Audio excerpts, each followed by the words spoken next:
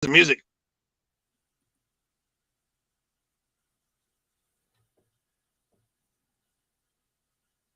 Where's the rest of you? Where is the rest of you? Hang on, folks. Technical difficulties.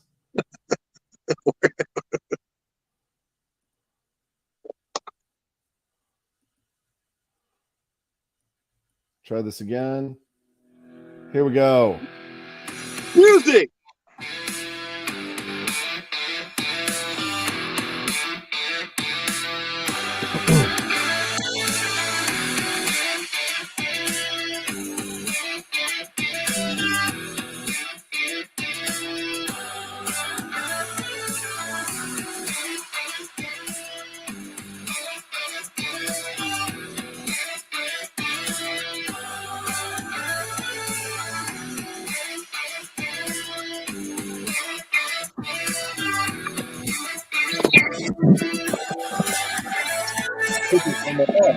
What is going on, Texas?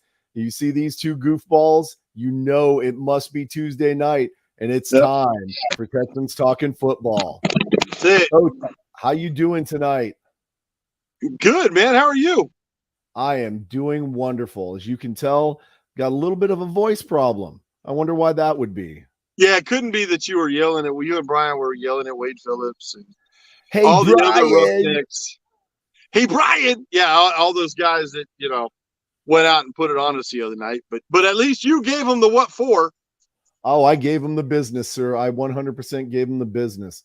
But did they really put it on us, though? Well, at a certain point, and then we turned it around and made it a game. So no, they didn't. But you gave it. We did. So let's talk about the first game of the week. St. Louis Battlehawks, Vegas Vipers, right? That was an incredible game. Did you get a chance to watch that game at all? I watched part of it, yes. That was a phenomenal game. And it also proves my point that I've been making since the second game of the season. Actually, really the first game of the season, that St. Louis has to be the luckiest team on earth. How on earth are they going to win that game? Well, I'll tell you what, the thing that stands out is their fans. Because their fan support, and they're getting loud, and there were some things that happened in that game. They got some picks late, whatever. But their fan base is just outstanding. And I think they feed off of it. They do. So do the Brahmas. Here's another thing that extremely impressed me of this game, right? McClendon plugged in for McCarron because McCarron was hurt.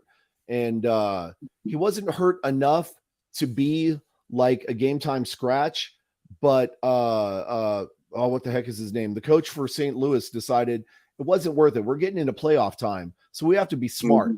So he benched McCarron and put in McClendon, and McClendon had himself a day. 13, 23, 159 yards, average 6.9, 1 TD. That's pretty impressive. I mean, especially considering this guy's essentially a bench warmer, and wouldn't even be a bench warmer in the NFL. He had himself a day.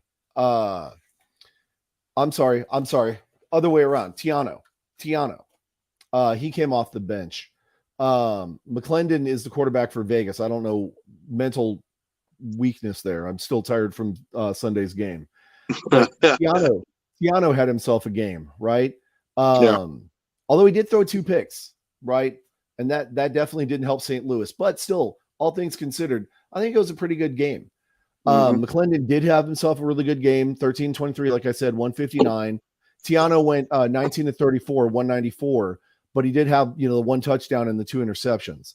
So it shows that he needs a little bit of work, right? He's going to need a little bit of time with an offense if he's ever planning on being a starting quarterback. But that's still pretty good for an unpolished player, right? Vegas, of course, was Vegas, scrappy till the end. They definitely fought, but St. Louis came out on top. Now, I'm really surprised, though. Brian Hill had a fumble in this game. If we look at Hill's numbers on the ground, they weren't really all that great this time. So that means that Vegas definitely has a defense, or at least has enough of a defense to shut down St. Louis's running games. Tiano, of course, went 8 attempts, 51 yards. Your quarterback's not supposed to be rushing that much, right? Yeah. And coach, I mean, you know this more than anybody. When you've got a mobile quarterback, you can pull off a lot of things. And I definitely want to talk about that when we get to our beloved Brahmas, because there's some things that need to be worked on there. But Hill, of course, 10 for 35, did have one fumble, and it was not a good fumble, right? Vegas did not fumble. That's pretty good. Yeah. I take it back. I'm sorry. Vegas did fumble. They fumbled twice, but they only lost one. But on the ground, their quarterback again did the bulk of the running, right? 62 yards. My boy, Geronimo Allison, former Packers player. Whoop, whoop. Let's hear it for the green and gold. 2 receptions, 44 yards. Martavius Bryant, who definitely was a receiver in the NFL. I cannot remember what team he played for, though. No, he was a Steeler, and then he was a OL. There you go. He had 1 reception, 39 yards, right? Right. He wasn't on our fantasy football leagues. We'll just put it like that. Well, he may have been towards the end of last year with everybody getting busted up, right? It was pretty bad. But overall, Prohl had an okay game. I definitely expected to see him a little bit more. But then again, I mean, when you're the star receiver on a team, you know, you're going to get blanket coverage, right? Double coverage. You're not going to get those openings that you're looking for. Right. So that was a pretty solid game overall. Of course, like we predicted, you know, St. Louis came out with the win on that one. I'm sorry, I'm trying to bring up my game scores and look around a bunch of stuff. The Renegades and the Guardians. Did you watch any of that game at all? Miss that one. Easter weekend, it was kind of rough. Yeah. True. I was glued to that game, right? Because that game had playoff implications for us. Arlington had to lose that game. Unfortunately, they got rid of our quarterback that would have helped us out. And we wound up watching Perez have a decent day, right? He went 16, 25, 190 yards. Here's the thing that blows me away. Dormady, late surge, right? Orlando finally starting to fire on all cylinders. Dormady went 28 for 43, 303 yards. That's NFL numbers. Like who puts up numbers like that in the XFL? Well, apparently Quentin Dormady does. That guy. That guy. But 1 touchdown, 2 picks. So, coach, you knowing as much as you do about football, what really is going on in Orlando? Is it just chemistry? Are they finally starting to click? Are players starting to finally figure it out? Are they just on a lucky streak? What's going on? I think, well, I mean, you make your own luck, right? You make your own luck. So they've probably been in the drawing room and adjusted and done some things. When you start to fire like that, you start to work the ball around the field, you found some magic. And so you're going to stay with that. You're going to compound on it. You're going to build and build and build and build. And you do that in practice. You make your own luck. So they woke up. And so now that they're awake, they have something to build on in the future. And, you know, they're going to feel pretty good about themselves going forward. Okay. Well, unfortunately, they're going forward up against the Brahmas this week. So that has huge implications. It does. It does. So, you know, it's not one of, you know, 3 weeks ago, we're like, can't wait to get to this game. Right. Right. Can't wait. And now we're here. We're like, crap. Can we block? Can we block? Right. Yeah. I mean, honestly, that's what it's going to come down to is if we can stop their pass rush and have some time in the box where we could throw a slant, you know, and get it out, then we'll be successful. We'll be all right. But that's what it's going to come down to. Should we be momentum's a big thing. True. But should we be throwing slants on every other pass? Right? Like You take what the defense gives you. True. Now, True. You want to impose your will, right? You want to Mhm. impose what you want. This is what we're going to do. We're going to run the ball twice and we're going to throw it deep, right? That's what you want to do. Let's just say that's what you want to do. Well, if that doesn't work, now you're doubting everybody. And you hear it time and time again. You've got, in that Arlington game, that coach just kept saying at halftime when we beat them up there, their OC kept saying, hey, trust me, trust me, trust me. Well, there comes a point where you're like, our game plan sucks. This isn't working. We need to throw the ball. We need to run the ball. We need to do this. And so when you have that doubt in your mind, it permeates through the team, and it does affect your play calling. It does on both sides of the ball. Because if you go with a 3 and out, on one side, right, your defense may not got a rest, and you've got to go out and you're like, oh, here we go. And they rip off some plays, and man, now you're in trouble. You're in a dogfight. Yep. Perfect segue into the dogfight that was the Roughnecks and the Brahmas. Roughnecks. Okay? Now, please tell me you watched this game. Did. Okay. I was there. You were there. And that's you almost left there, but you were there. I almost left the game early. 100%. Okay. Yeah. We got to work on that. Yeah. BD was there also. He was right there with me. We did our part to support the team. We riled up as many players as we could. We riled up the coaches. We did everything we could. It just didn't break our way. But I will say this, and I think you and I probably would agree on this, that 2-6 record that we're looking at right now does not indicate that true spirit and capability of what our team can do. Is that a fair statement? They're closer than what the record says. Yeah, they're close. Every single game that we've been in, we've lost by less than a touchdown, except for I think one.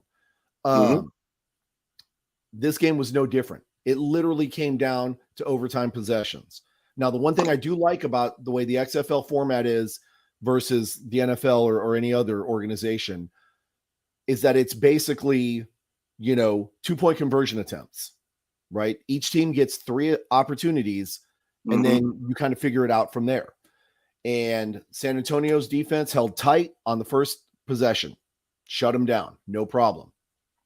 San Antonio gets a chance, is unable to convert. Houston comes back, was unable to convert, but then we got called for a holding call. So then the ball gets moved up, and then they get just an easy breezy walk in, right? So we kind of gave them that one. Right. Then, of course, we get shut down. We hold them on the third attempt, and then we get shut down again, right? But it literally was to that last play. And I want to say, I'm trying to remember. I'd have to go back and look at the box scores. But I want to say that I think Cone was sacked on that final possession. Yeah, I think you're right. Yeah. They just flooded the line. Now, Coach, you're an offensive guy. We know this, okay? You specialize in things like offensive line issues. What's going on with our offensive line? What can we do to fix it? You never question effort. Well, you try not to. You do question scheme. You question scheme a lot. When you set up an O-line, you block inside out, right? If I got 7 guys in the box and they're all coming, if it's a dog blitz, and you got 5 guys blocking, 2 are free. And I don't care who you are, unless you're Aaron Rodgers, who is very good at getting the ball out quickly on a blitz and being accurate, you're gonna have some problems. Because now you gotta keep a tight end in, you gotta keep a back in, at least one. So you pick those guys up, right? I think the scheme, and to a point, if your quarterback is holding the ball on, I'm a Cowboys fan. I yell it every Sunday. Throw the damn ball, right? So you can have a sack that's not the O-line's fault. It's quarterback's fault, right? You can. 100%. So I think it's a scheme thing. I think it's again, you don't want to question the effort. I don't know those guys.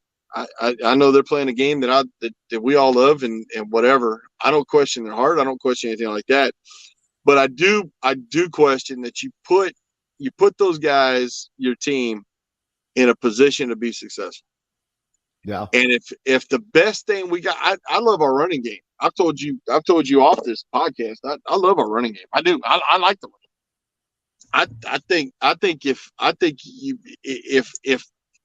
that particular game dictates, if that matchup dictates, pound the ball more. Because now they're sneaking a safety in. And now you can go twins on one side and the singled up.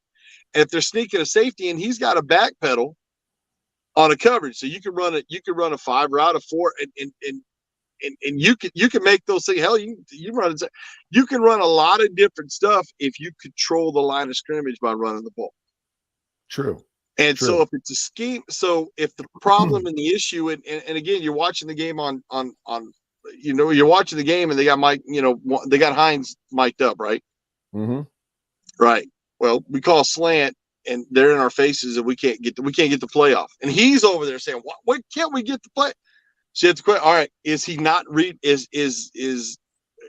our quarterback not reading the route? Is he not reading the defense? Is the center not calling out the right signals? Right? Because that's what happens. If you watch, my son's a center. If you watch the game, the center, and you'll hear on the when you watch the NFL, XFL, they're calling out the mic. Mm-hmm. And that's a protection scheme. So you'll hear him say 42 is the mic. Well, what that means is 42, and 42 is usually a backer. 42's and he's standing over the A gap, right? Or 3-hole, whatever it is. So he's standing over there. So your slide protection goes on him. He's the center of the field, right? Or you adjust and you come off of him. But he's your guy. So you got to know, hey, this guy's coming, this guy's coming, this guy's coming. And again, you block inside out because you're hoping that your speed from your quarterback, your speed from your running back, if they come around the edge, you can either get outside or you can turn up inside, let him come up if the play dictates that way. And you certainly have to block inside because if I'm sending a backer up the A gap, right, or a safety up the A gap, if I don't get to him, that gap's the closest one to the quarterback, whether he's shotgun or he's up under the center. And if I'm not blocking that guy, I have no play. Yeah. And so I have to. So my guards and centers have to work together. I just, if you watch it, you see some of that stuff happening. You kind of question, hey man, is it the scheme? Yeah. So one of our guests said offensive lines are finicky. 5 guys need to work as one. That is 100% true statement. Yeah. And I think that's part of the issue that we've been struggling with. And we've talked about it before on the show, but that's one of the issues that our offensive line has kind of struggled with is that cohesion, that chemistry, right? Mm-hmm. Every player that has been on the offensive line has been replaced all the way across the board, right? Mm-hmm. When we went to the Arlington game, there was only one player on that offensive line that was part of the original starting lineup. Everybody else has been swapped out. Now, at this point now, everybody's been swapped out.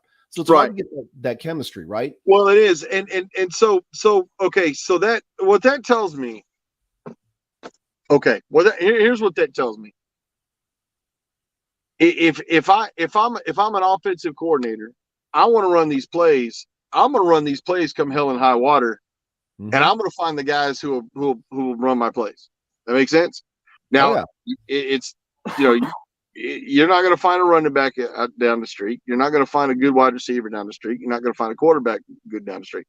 But what you can find are some linemen that you can say, well, you fit the mold. So that's kind of dangerous, right?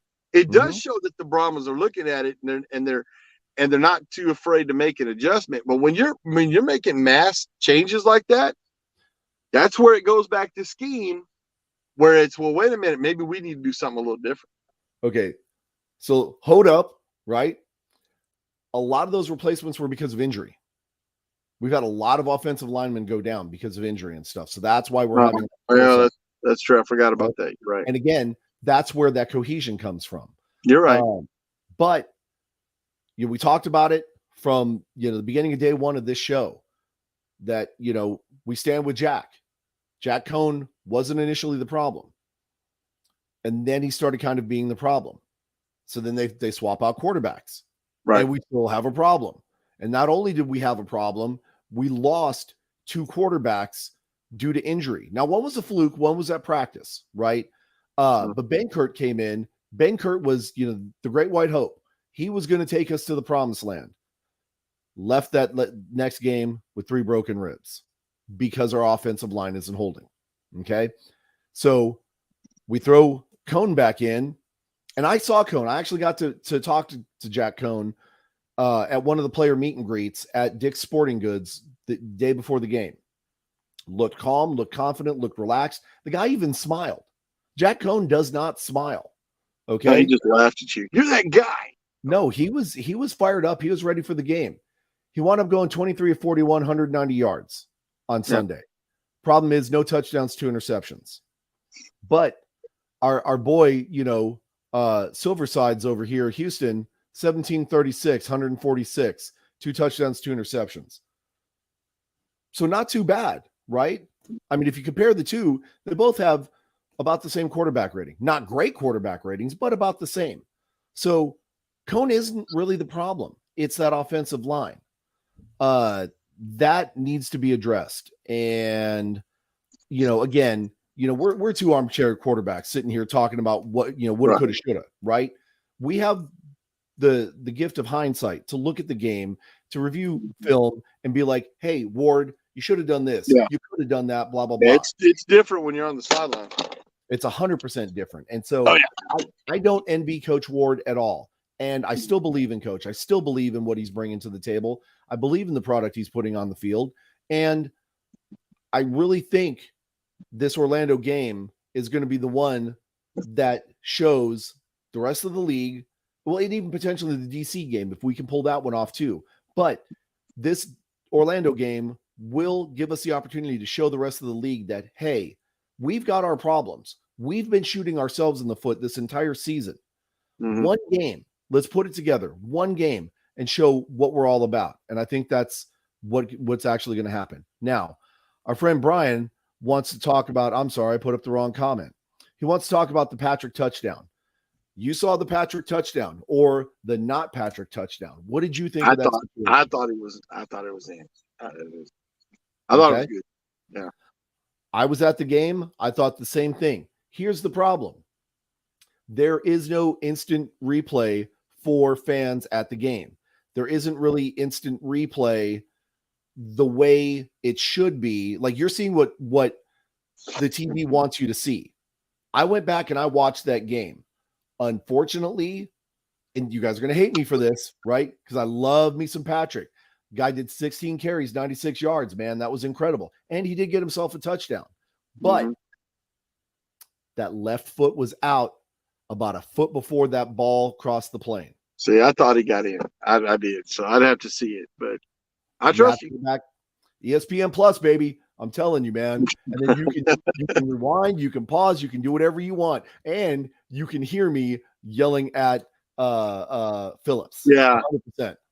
Yeah. That's why I'm going to go back and watch it, because I want to hear that. I should have told him his oatmeal was getting cold at the retirement home.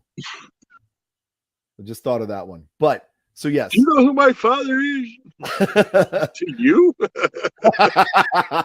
That's a good one, Coach. Yeah. Right here. No quick fix to offensive lines. It takes at least 4 guys consistently working together. Again, right there. You got to have that cohesion. Otherwise, you're not going to get anywhere. So, fingers crossed. Maybe we'll get that cohesion this week. Yeah. But, Brian's arguing with me. Hi, Brian. Brian says they crossed the line, same play happened in Seattle game, and they called it good. And they may have, right? I agree with Blandino's call. I'd have to go back and review the call in Seattle, because Blandino has been known to blow calls. Okay. But I mean, it is what it is, right?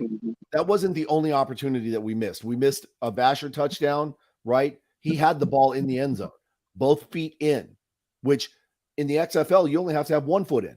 He had both feet in, pulled the ball in over his right-hand shoulder, and then hit his helmet, and the ball bounced out. I mean, come on. Stupid helmet. Yeah. So it's little issues like that. That's why I keep saying we keep shooting ourselves in the foot. Our defense shows up and they show out. I mean, they were incredible this weekend. Let's look at our defensive numbers. 44 tackles, 2 sacks, 5 tackles for losses, right? 18 of those 44 were solo tackles. We definitely showed up. Like, we put a hurt on Houston. Unfortunately, they put a bigger hurt on us. But it was an incredible defensive stand by our defense. We knew that they were, we could count on them. The problem is we were counting on our offense and they just didn't make it. So again, heartbreak in San Antonio. Yep. So the kids, so the kids are getting out of the workout. So I know you wanted to talk about the Arena League. We do want to talk about the Arena League. I'm gonna rush through that if you want to stick around for that. And then after you jump, then I can go back to the last game of the week. Well, yeah, no, well, I just got, the gunslinger, the gunslingers are around. Hey, those guys work hard, but that's a novelty. That's something to fill the gap until we get, preseason action going. Just like with the USFL, right? It's going to be another stopgap measure because that one definitely is a novelty. Well, because it's leading to the draft is at the end of the month. And so all of this is going to go away. And then, it's all about the draft here in about a week and a half. Right. So, we've already been through the combine in the NFL. So, get me wrong. It's we all love football. We love college football. We love the whole bit. But, when the NFL is coming around. So, right here. So there you go. So, all right, guys. Well, thank you for having me. Jason, thank you for having me. What did he say? He said, what's a USFL? What's an usful? Oh, yeah. What's an usful? What's an usful? Okay. Coach. All right. Well, let me jump. I got a bunch of kids over here that really could not. We don't want them on TV. So no, they probably all need showers. Oh yeah, they're gonna stick up my truck. So, all right. Well, thank you, everybody. Jason will take you home, and we'll see you next week. Horns forward, baby. Be ready. Horns forward. Okay. So, being that we lost Coach, we're going to go ahead and keep going with our XFL talk. We had an incredible game with DC Defenders and the Seattle Sea Dragons. This was not surprising, a serious dogfight. Tamu, he went 17 to 26, 247, 4 touchdowns. So obviously he had himself a day. And on the opposite side, Gucci DiNucci went 28-42, 301 yards, 3 touchdowns, 1 interception. That 1 interception was a costly interception. But this was a game. This was probably what we predicted last week to be the game of the week, and it definitely turned out to be. There was not a dull moment here. Lots of offense, lots of defense, and 100%. This was a nail-biter till the very, very end. That was a great game. Brian says, amazing catch for a TD, ball tipped and in the other player's hand. Yes, it was. That was a phenomenal play. But these guys, I mean, this is, again, I've made the argument about McCarron, being, the XFL player of the year. DiNucci's making an argument for himself also, and so is Tamu. I know a lot of people will say that quarterbacks, they're kind of against the quarterbacks being the player of the year, but I mean, these guys are getting it done. They're putting their hearts out on the line on these games, man, and they're really pushing it. But we've got a lot of other good players that are, in contention for that player of the year also. Smith, 17 carries, 66 yards. Lindsey went 8 for 23 on receiving. Chris Blair, 5 receptions for 148 yards. On the opposite side for Seattle, Juwan Green, 7 receptions for 142 yards. Right here, Brian says, the Nooch has 2,042 passing yards for the season, and that's in only 8 games. Right here we got takeaways, interception, and DiNucci could be. He very easily could be. right? These are some serious stats that these folks are putting up. But again, this arguably was the game of the week, and it was definitely a nail biter to the very end. And I'm glad that's the one game that besides the game that I got to go and watch, I'm glad I got to at least watch that game and, not have my heart torn out of my chest like the Brahmas did to me this week. But it's okay. It's okay because we are 100% going to be sticking with the team, right? We're ride or die here in San Antonio. Houston, you gave us a good run. You beat us up, but we're not down, right? Brahmas still have an opportunity. If they can get the win this weekend against Orlando and then next weekend against DC, we could overtake Arlington in the tie situation, right? Arlington has DC this weekend. Seattle has St. Louis at home. St. Louis has Seattle at home, and Houston has Vegas at home. So Vegas, if they show up, that's going to be an incredible game. Okay. DC, I'm counting on DC to help us get our revenge, right? And help keep us, relevant in this game. But San Antonio absolutely has to show up. Our defense needs to be able to shut down Perez, get some really good picks off of him, and turn those into points. And in the meantime, our offense, our line needs to hold, and Cone and our new quarterback addition, which is Paxton Lynch, he needs to show up as well, right? Maybe put pass in for some sneak plays and some, special plays, things like that. But we absolutely have to get this win at home. So my predictions, we'll go to my predictions at the end of the show. I am going to switch gears on you guys a little bit because I definitely want to talk about the San Antonio Gunslingers, right? That's, one of our things that's going to be that stopgap measure to help keep us interested in football, right? Until, we actually get some NFL preseason going on. But the Gunslingers came out, and just like their name indicates, they were firing, right? This was a tight game. Our defense didn't look nearly as sharp as it has looked in the past, but this is the first week of the season. So I'm only assuming that Fred Shaw and company are really going to tighten things up. So we played the Carolina Cobras at home. We wound up getting the win 41-40. We were pretty much in command that whole entire game. So that's definitely going to be one of those novelty items that we're going to talk about. I was fortunate enough to be at that game.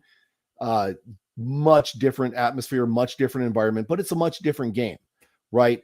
If we go back and we look at some of the, AFL games, AFL teams, and some of, the notable names of the AFL, we know it's a very high-powered offense game. Brian's asking about high school football. We're definitely going to talk about high school football, but we're going to talk about high school football when we start getting closer to high school football season, right? And that's going to be more in the summertime, kind of when preseason starts with the NFL. Then we'll definitely be throwing in high school and college. There's a lot of high school ball to be talked about here in Texas, especially here in San Antonio. And we do have our champion UTSA Roadrunners that are going to be starting up real soon. And that's not my alum, but that's my adopted team because my college didn't have football. They had like intramural soccer or something. So who knows what's going on with that, but we're here to talk about football. So again, Gunslingers took it to Carolina Cobras, a name we just talked about the AFL, right? A name that you guys may remember from Arena Football League.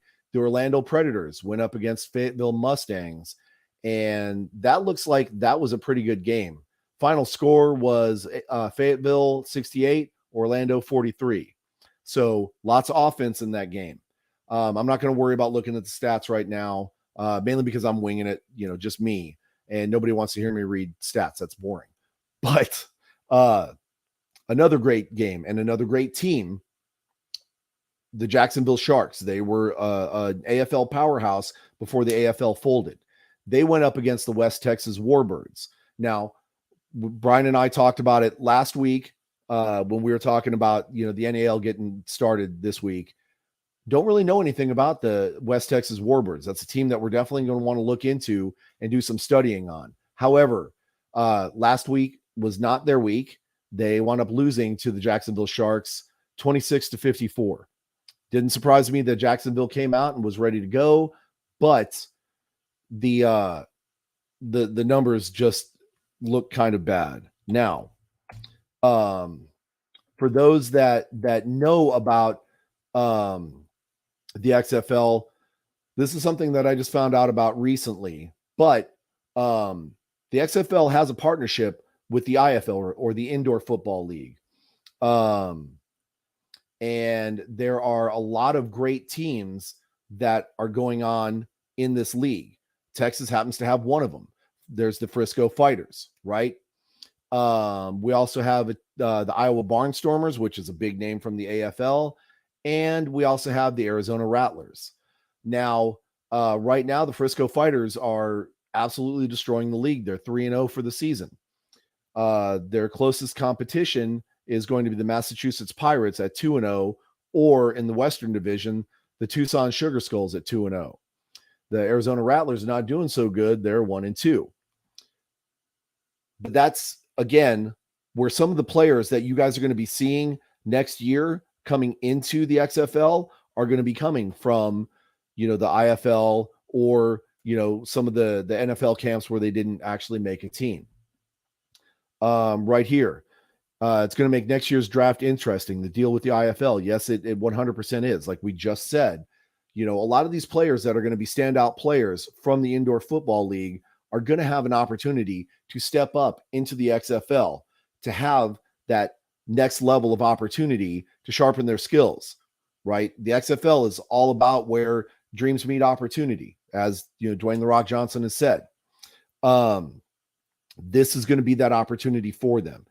If they're serious, if they're hungry, if they're willing to work hard enough and sharpen their skills and get to that level, this is their opportunity to get into the NFL and make themselves relevant.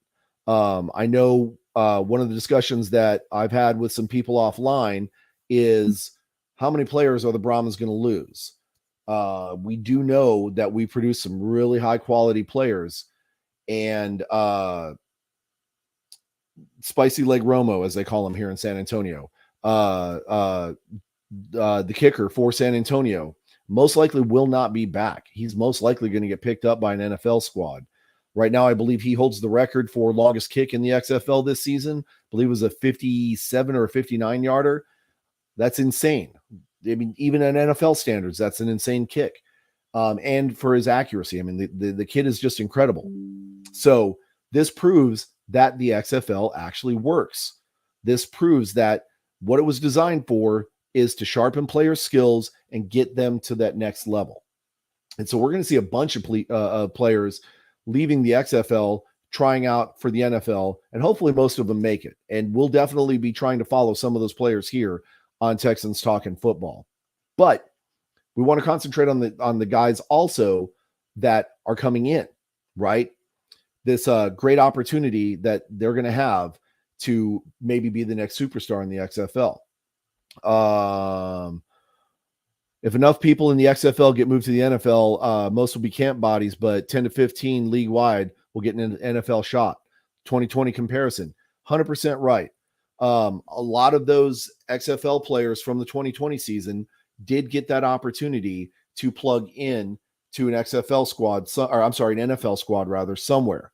Same thing with our beloved AAF, my San Antonio Commanders. I just so happen to have my Commanders jersey right here, right? It's now a tear towel for all my broken, dreams with that league.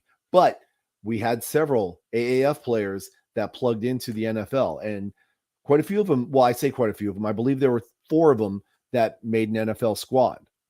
But this proves that this experiment that is spring football actually works. This is what it was designed for.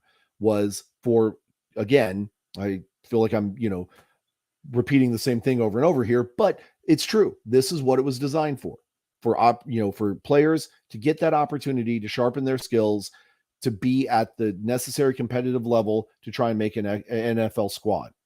What this does for the NFL is gives them the cream of the crop. You get the best of the best out there playing at their optimal performance to put on the best product on the field that you possibly can. The rest is just up to the coaches and staff to try and find the right chemistry, or the right group of guys to have that chemistry to be the best team that they can be. I know we talked a couple of weeks ago about the character of the NFL players. And not that we're saying that, they're horrible, bad people. But we don't have people standing out like we used to from back in the 80s and even in the 90s, right? The Doug Flutys of the world. Oh God, I'm drawing a blank. Just the Terry Bradshaws, if you will. All these people that were stand-up individuals that were, great people in addition to being great football players. I think we've kind of lost some of that human element with the NFL currently, that players aren't as committed to being the best person that they can be. I think they're a little more committed to being the best player that they can be, and then person second. So I'm hoping that this opportunity will help people kind of connect with that humanity and kind of bring back more of the heroes of the game. Maturity, 100% maturity. It makes a big difference. The NBA, and I'm not going to knock the NBA or anything like that, but that is a perfect example of what you're talking about. You've got kids coming right out of high school, plugging into pro basketball teams, making millions and millions of dollars, and they're not ready for it. They're not primed by their, I don't want to say they're not primed by their coaches and staff, but their maturity level is not at that point where they can plug in and handle those kinds of responsibilities, right? So we're basically creating big, tremendously overpaid kids that need somebody to babysit them because they're just not at that maturity level. So let's hope that the IFL, the XFL, maybe even our unfortunate friends at the USFL, that they're not only training these people for the game, but they're training them for the next level of being an adult. So that way you don't see them in 10 years, hosting a game show, trying to make, enough money to pay for their taxes that they didn't pay for 10 years prior, right? Reason Westbrook is doing what he's doing in the XFL, 100%. You'll notice that there's a lot of coaches, or I'm sorry, a lot of the coaching staff are former players, right? And Hines Ward is a great example. What he's trying to do is he's trying to groom these individuals for, like we said, that next step, to be able to handle that responsibility of being a professional football player at the highest level, right? Because this is kind of their last opportunity to intervene and make them basically turn boys into men, right? Let's just say it that way. And so without that, we're going to get a lot, which is people that are just not ready for it, that are immature, that never kind of get past that. Interestingly enough, I saw an interview, I believe it was last week, with Deion Sanders, and he was talking about the players that are coming in and kind of this, I don't want to say air of entitlement, but almost to that point where players are coming in and they're asking for like number 1 jersey or number 0 jersey or a single digit jersey. And he flat out said in the interview, he doesn't give anything to anybody. You have to earn what you get. His own children had to go out and get jobs and learn how to be responsible adults before he ever helped them out. Now, I'm sure that there's some exceptions to that, but the point is that he is growing individuals into adults. He's growing children into responsible, mature adults to move into these professional roles. And I think that is just kudos to Sanders and to Ward and to any of the other coaching staff. Woodson, perhaps. I don't know much about how Woodson is preparing his players for the next step, but I have to believe he's doing the same thing also. But kudos to them for taking that opportunity to try and groom these young men for that next step in their life, so that way they are ready for that challenge. Okay, enough of my soapbox. I'm getting off that whole topic. but I am super glad that we've had spring football. I'm glad that we've had these opportunities to connect with teams, to connect fan bases together. I know Coach was talking about how St. Louis's fan base has his respect. I would argue that San Antonio has just as solid of a fan base, if not more. And it really shows in the camaraderie at the tailgates, at the player meet and greets, how well the fan base, for the most part, right? There are some outliers there, but how well the fan base has connected with the players on personal levels.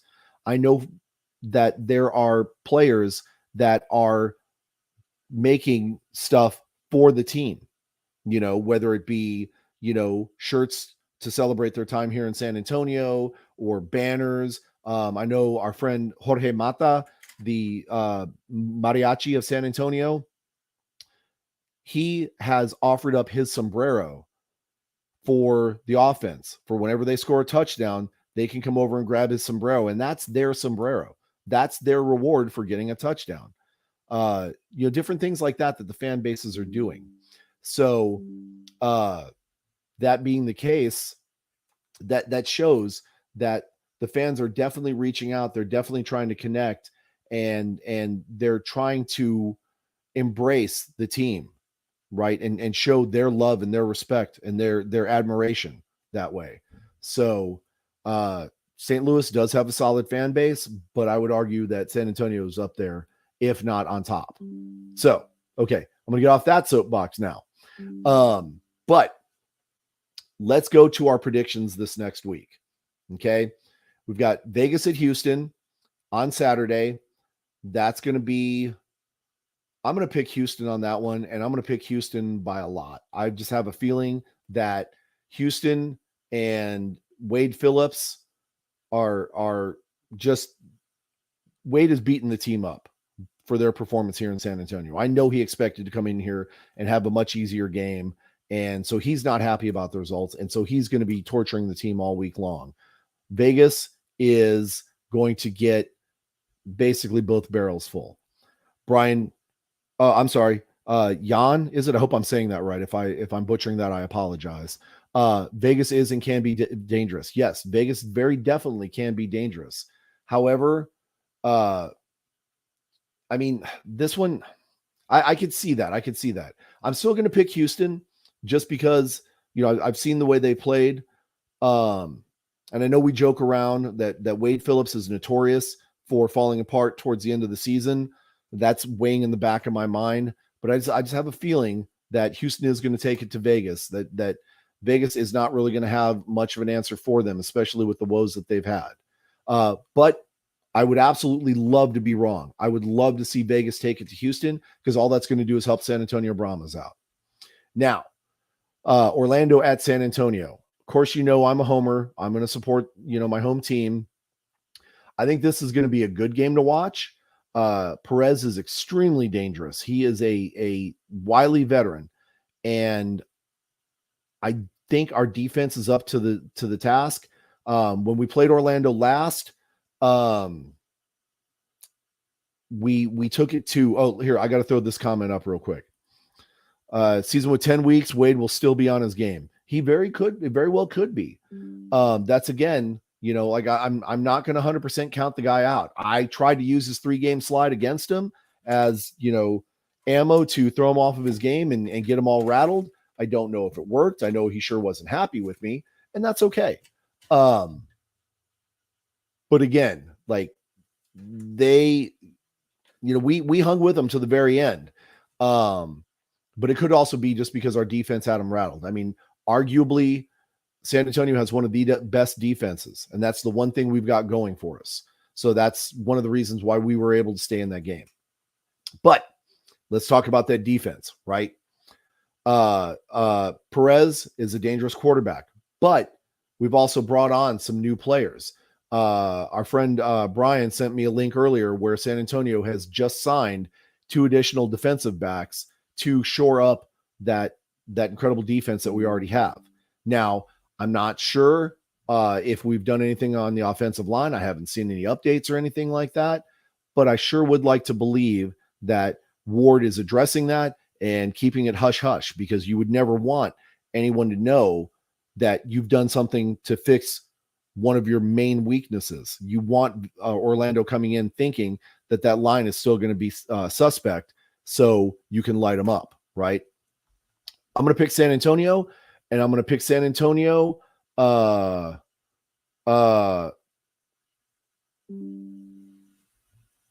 Wait, hang on. So we've got right here Perez. Isn't Perez on the Orlando team? I could have sworn. Let me go back. I could have sworn that Perez was with Orlando now. Let me go back. I apologize for the dead air, folks. That is not the most professional of me.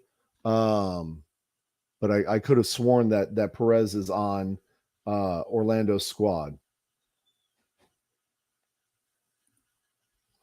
We'll go back and we'll look at last week's game. Yeah, no, I'm sorry. Perez is on Arlington's squad.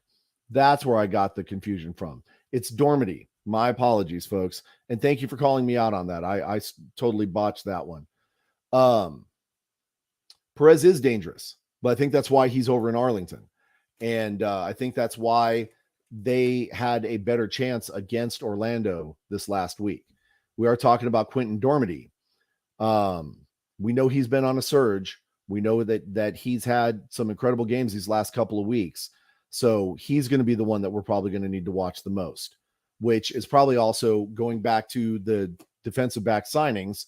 He's going to be the one why we signed those backs in the first place, to try and take advantage of Dormady trying to air it out and see if we can't get some picks. Or at least that's my hope. But again, my prediction is that we are going to beat Orlando at home. I'm thinking we're going to beat them by 2 scores. We'll find out, I guess. And it will be a very interesting game. Or we're going to be really, really sad and we're going to be eliminated from the playoffs. But we can still play spoiler. So let's see what happens. But again, I'm picking San Antonio over Orlando by 2 scores.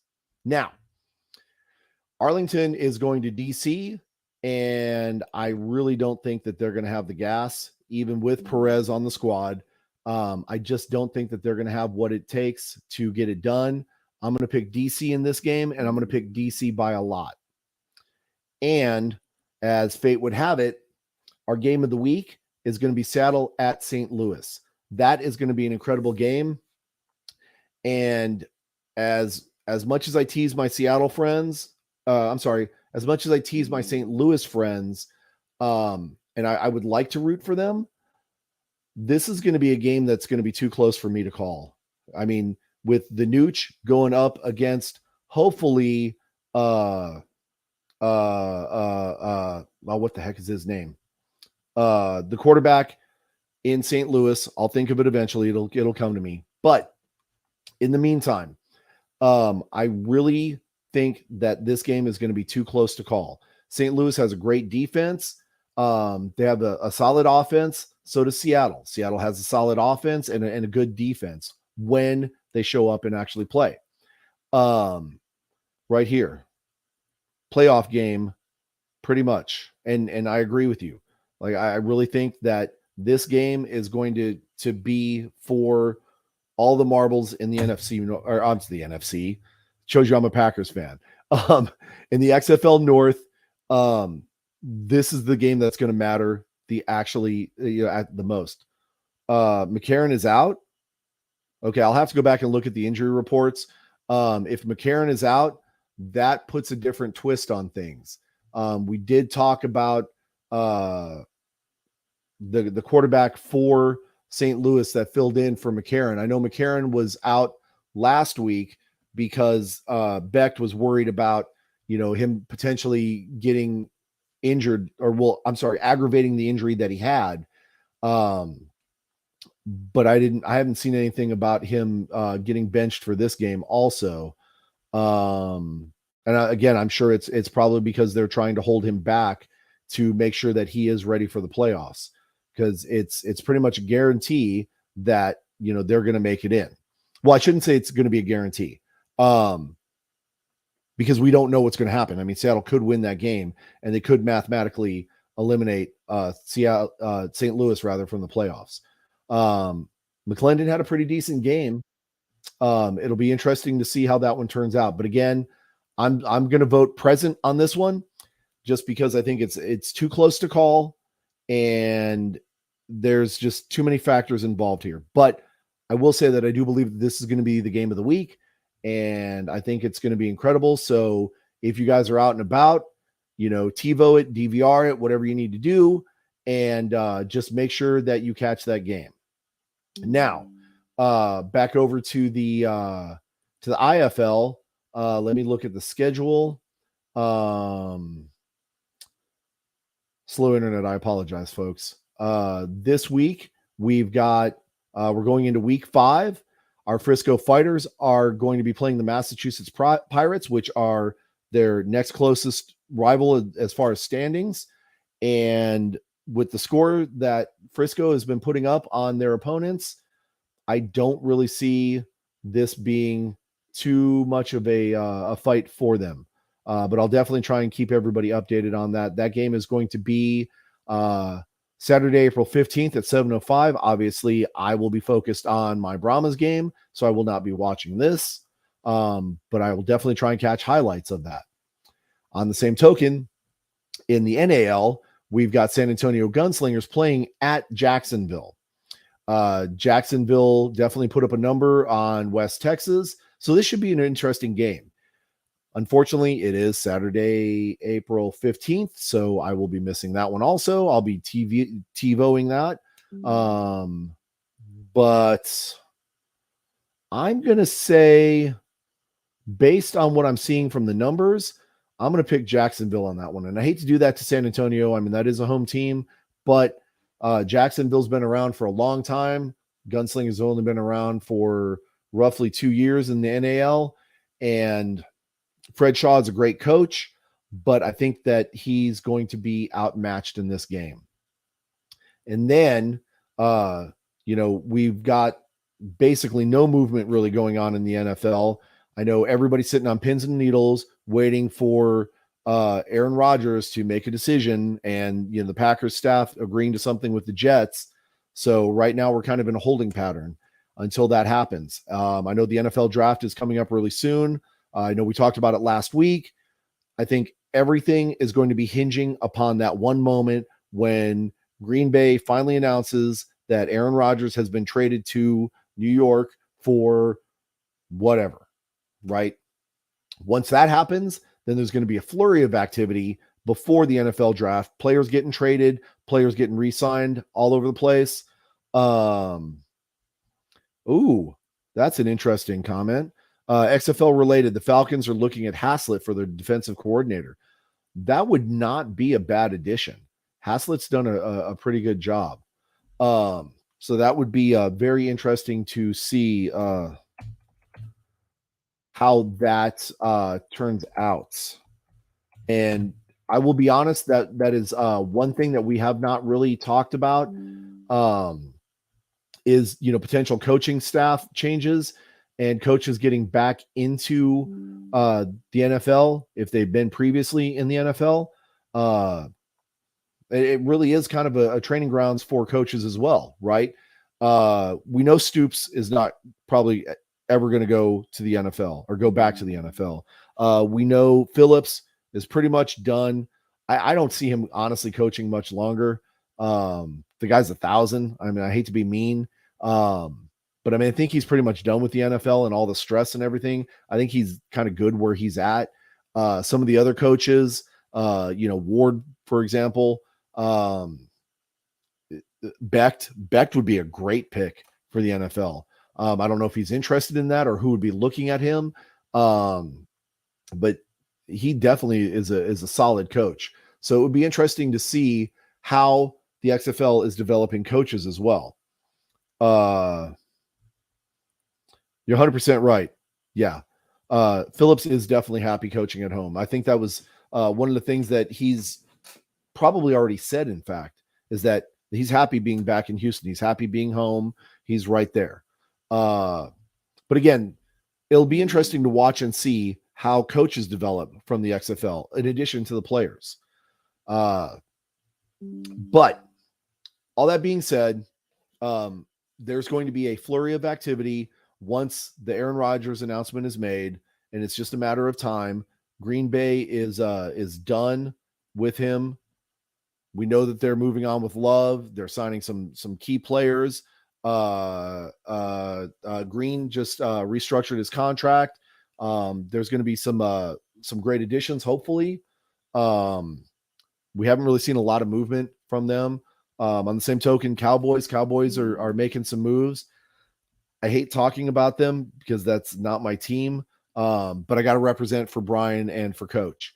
So Cowboys have definitely made some serious moves in the offseason. Everything is pretty much kind of settled down again, like we talked about. We're waiting on that Aaron Rodgers announcement. Once that happens, then things are going to go crazy. So we've pretty much covered everything here. I do expect an incredible game on Saturday. I expect a couple of great games on Saturday. Hopefully the Brahmas do pull it off and we see what we wind up with. It could be a really sad day for us Brahmas fans, but the main thing to remember is that we have spring football, right? We're not in no man's land like we used to be anymore. USFL will be kicking off, I believe, this weekend. That's going to be interesting to watch that. We are definitely going to be covering that because Houston does have a team. What I'm really interested to see is how the battle for the fans' attention is going to pan out, because you've got the Roughnecks, which are doing great, arguably, and you have the Gamblers, which are representing Houston, but they're not even playing in Houston. So it'll be interesting to see how the fans react to that now that they actually have something in their town that they can call their own. Be interesting to see how the fans take to Houston. They may be making a move there. The league may not do well this year. It'll be interesting. So keep your eyes out for that. So all that being said, I want to thank everybody for joining us, Coach, for being here. Obviously, BD was not able to be here. He had a personal engagement he had to take care of. Jan, you're a Jersey Generals fan. I can respect that. It is unfortunate though that your Jersey Generals are playing in Ohio. They really should be playing in Jersey. So I'm hopeful. We'll call it pessimistic optimism. Okay. I am hopeful that the USFL does get this whole hub thing done and over with by this season so that everybody's team can go back to their home cities, because that really does kill your fan base having a team and not even being able to go and watch them, whether it be, I mean, pretty much every game, whether it's home or away, is actually an away game. That really does kind of kill fan support. So I'm hopeful for the USFL that they're able to figure out their structure and get their teams back to their home cities. Maybe figure something out with Houston. Maybe Houston doesn't need 17 teams. Maybe there's another city somewhere else, like in Akron or something like that, that can have its own team. Oh, yes, that was sad. I did watch several of those games where they were pumping in fan noise and there's nobody in the stands. I mean, it's brutal to watch, but I'm hopeful that they can get that figured out. I know they opened up another hub city this year, so hopefully maybe some more fans can start actually kind of filtering into these games and start attending and start making real fan noise, not simulated fan noise. But we have to watch and let that play out and see what happens. So all that being said, we definitely will be coming to you live from the Brahmas tailgating. We're probably going to do a couple of fan interviews and just really get you guys an opportunity to engage with the fan base and see what we're all about. We definitely, we wish Orlando well, but this has to be a vengeance game. San Antonio has to come out with purpose, with intent, and with the win. If they don't, well, then maybe we'll just be playing spoiler next weekend, but we'll still have one more game. And then once the offseason happens, we'll regroup. We'll see how the players are going to get distributed again to the teams, and we'll be ready for season 2. Because much like, the people that were at the Alamo, we fight to the bitter end. That's what San Antonio is known for, and that's what our fan base does. So that being said, guys, I want to thank you all for coming in and watching the show, and hopefully I'll have some more guests other than me, to finish off the series. But again, we thank you, and looking forward to talking to you guys again. We're out. Take care, everybody.